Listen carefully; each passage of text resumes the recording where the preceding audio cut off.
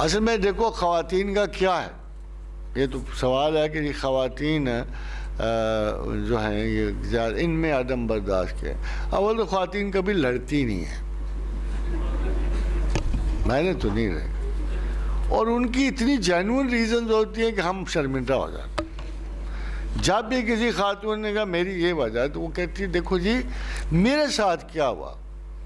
اب وہاں جھگڑا یہی نہیں ہوتا، جو کچھ کہتی ہیں اس کے مطابق وہ بہت سچی ہوتی ہیں، ان کو لڑنا چاہیے۔ جھگڑا یہ ہے کہ وہ جھوٹی ہوتی ہیں کہ سچی ہوتی ہیں، اصل میں یہ مسئلہ ہوتا ہے۔ اب میری تو اتنی ضرورت نہیں ہے کہ میں کسی خاتون کو تو آپ جھوٹ بولتے ہو، میں تو نہیں کہتا، بٹ اصولاً یہ جو کانکاکشنز ہیں اور اپنی مظلومیت کو اسٹیبلش کرنے کے لیے جو فیبریکیشن خواتین تیار کرتی ہیں، وہ یعنی فیشنیبل سلائی سے بھی بیٹر ہوتی ہے۔ بڑا مشکل ہے کنونس ہونا کہ یہ جھوٹ بول رہی ہیں، اور سادہ لوگ تو بالکل ہی نہیں۔ بہت سے لوگ جو ہیں، بہت سے مردوں کو لوگ کہتے ہیں یہ عورتوں کے غلام ہیں، وہ بالکل غلام نہیں ہوتے، ان کی ریزننگ سے شکست کھا چکی ہوتی ہے، اور اتنی مؤثر دلائل کے ساتھ خواتین اپنی مظلومیت کو ثابت کرتی ہیں، اٹس ویری ڈیفیکلٹ ٹو سے دے آر رانگ۔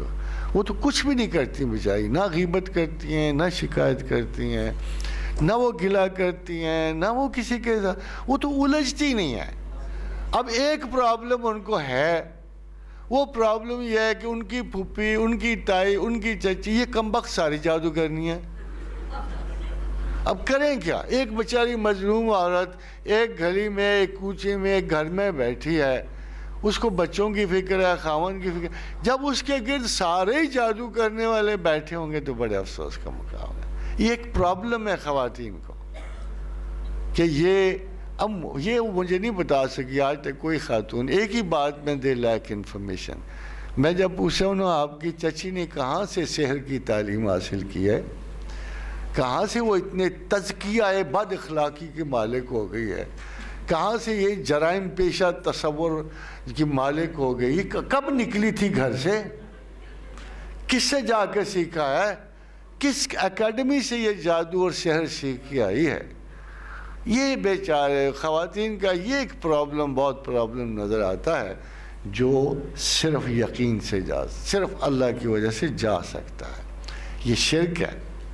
اگر اس کا اصل وجہ دیکھی جائے تو خدا کی طاقتوں کو تقسیم کرنا اور کسی اور قوت کو ان چیزوں کا ذمہ دار سمجھنا جو خدا کر سکتا ہے، یہ مشرکانہ افعال ہیں۔ اپنی زندگی خراب بالکل نہ کرو، اپنے اعتقاد کی حفاظت کرو۔ فَإِذَا مَرِضْتُ وَهُوَ يَشْفِينِ، مرض دینے والا اللہ، شفا دینے والا اللہ۔ پھر خدا کہتا ہے وَاللَّهُ يَقْبِضُ وَيَبْسُطُ مَن يَشَاءُ، رزق بند کرنے والا میں، رزق کھولنے والا میں۔ وہ کہتا ہے فَإِنَّ الْعِزَّةَ لِلَّهِ جَمِيعًا، عزت دینے والا میں اور بے عزتی اور توہین دینے والا میں۔ اللہم مالک الملک تؤتی الملک من تشاء وتنزع الملک ممن تشاء وتعز من تشاء وتذل من تشاء بیدک الخیر۔ کیا خوبصورت آیات ہیں۔